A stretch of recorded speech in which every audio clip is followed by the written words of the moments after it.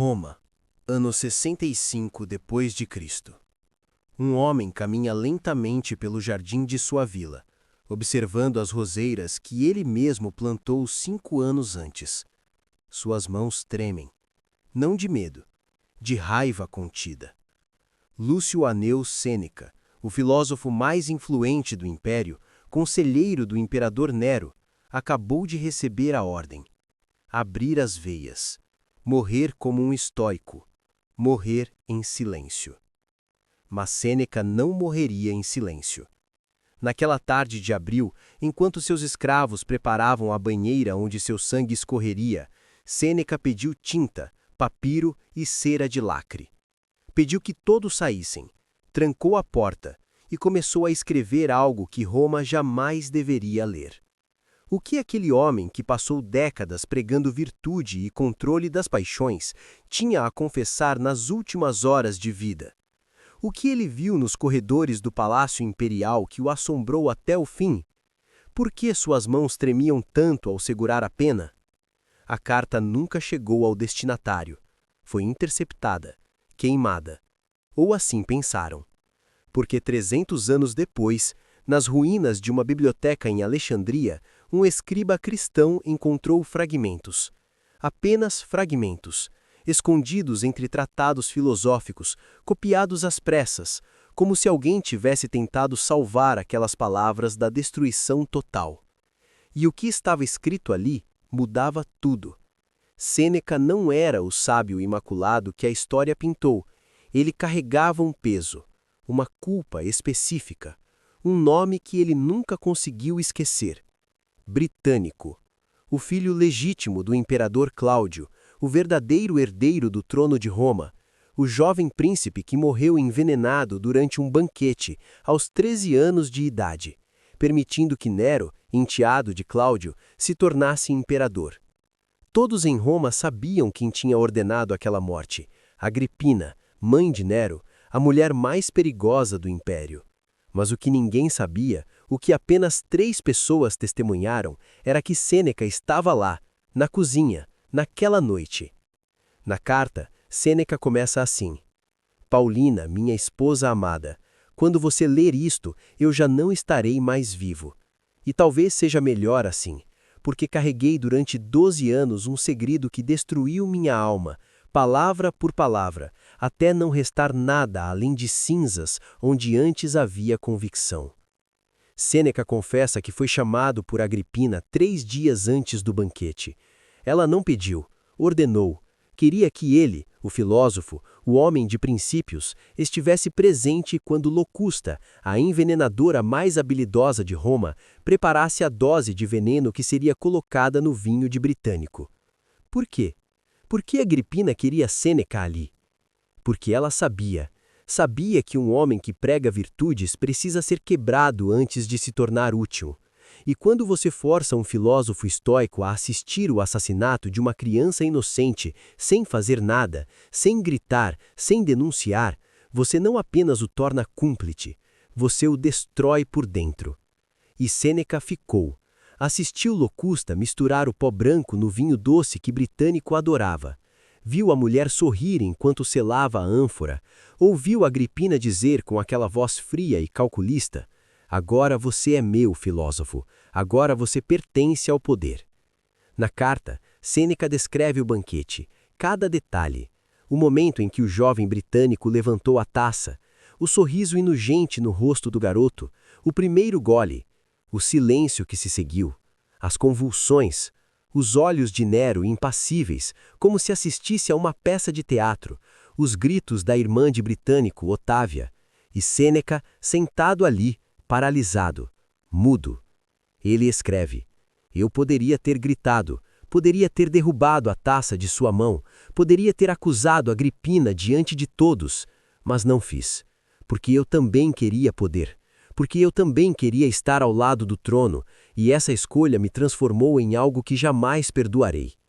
12 anos depois daquela noite, Sêneca se tornou o homem mais rico de Roma, conselheiro imperial, autor de textos sobre moral e virtude lidos em todo o império.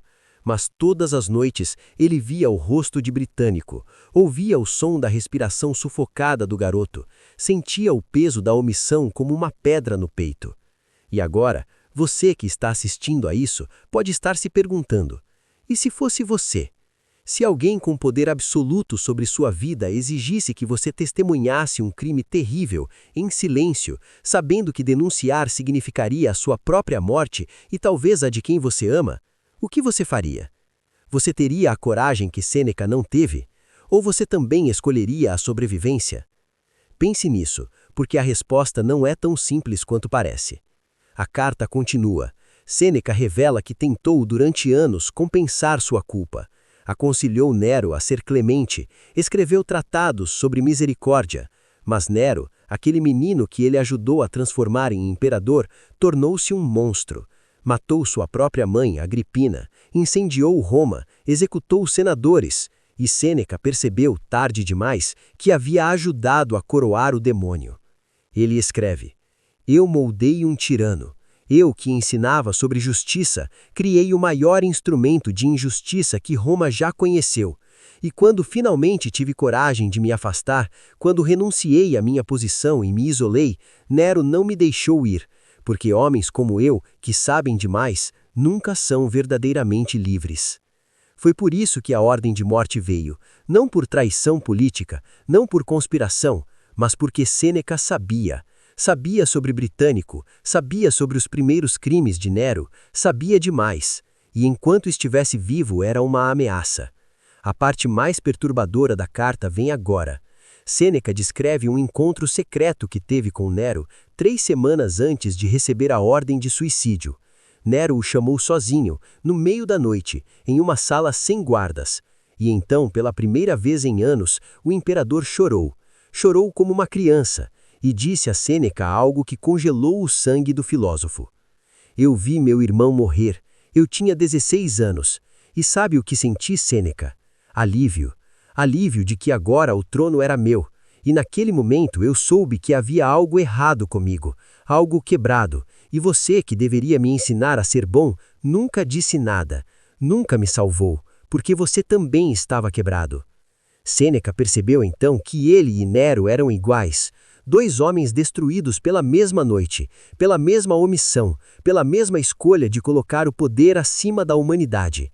E agora, com a água da banheira ficando vermelha com seu sangue, Sêneca escrevia as últimas palavras de sua confissão. Palavras que Roma tentou apagar, palavras que revelariam ao mundo que o grande filósofo estoico, o homem que ensinou gerações sobre virtude, havia falhado no teste mais importante de sua vida. Obrigado por ter chegado até aqui, porque agora vem a parte que Roma mais temia, a revelação final, o segredo que Sêneca guardou até o último suspiro. Ele não estava apenas confessando sua omissão, ele estava revelando algo muito pior. Nos últimos parágrafos da carta, Sêneca admite que após a morte de Britânico, Agripina o procurou novamente e fez uma proposta. Se Sêneca mantivesse silêncio absoluto, se nunca mencionasse o que viu, se ajudasse a moldar Nero como o imperador perfeito aos olhos do povo, ele seria recompensado, não apenas com riqueza, mas com algo que ele desejava desesperadamente: influência, legado, imortalidade através de suas obras filosóficas. Agripina prometeu que usaria todo o poder do império para garantir que os textos de Sêneca fossem copiados, distribuídos, estudados, que seu nome seria lembrado para sempre como o grande sábio de Roma. E Sêneca aceitou. Ele vendeu sua alma, não por dinheiro, mas por vaidade, pela promessa de ser eterno, de ser admirado, de ser considerado sábio pelas gerações futuras, mesmo sabendo que era um covarde. Na carta, ele escreve: Eu traí um menino inocente não por medo da morte, mas por medo do esquecimento, e isso me faz ainda mais monstruoso. Mas há mais, há sempre mais, quando se trata de Roma. Sêneca revela que anos depois, quando Nero se tornar incontrolável, ele tentou corrigi-lo, tentou guiá-lo para o caminho da razão.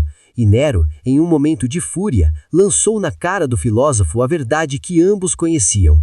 Você me criou, Sêneca. Você me ensinou que o poder justifica tudo, que a moral é para os fracos. Você nunca disse isso com palavras, mas me mostrou com suas ações naquela noite, quando ficou silente e deixou o britânico morrer. Então não venha agora me dar lições. Sêneca percebeu que Nero tinha razão. Ele havia ensinado, através de seu silêncio, a lição mais terrível de todas, que princípios podem ser negociados quando o preço é alto o suficiente. E agora, com a água da banheira ficando vermelha com seu sangue, Sêneca escrevia as últimas palavras de sua confissão. Palavras que Roma tentou apagar, palavras que revelariam ao mundo que o grande filósofo estoico, o homem que ensinou gerações sobre virtude, havia falhado no teste mais importante de sua vida. Obrigado por ter chegado até aqui, porque agora vem a parte que Roma mais temia, a revelação final, o segredo que Sêneca guardou até o último suspiro. Ele não estava apenas confessando sua omissão, ele estava revelando algo muito pior. Nos últimos parágrafos da carta, Sêneca admite que após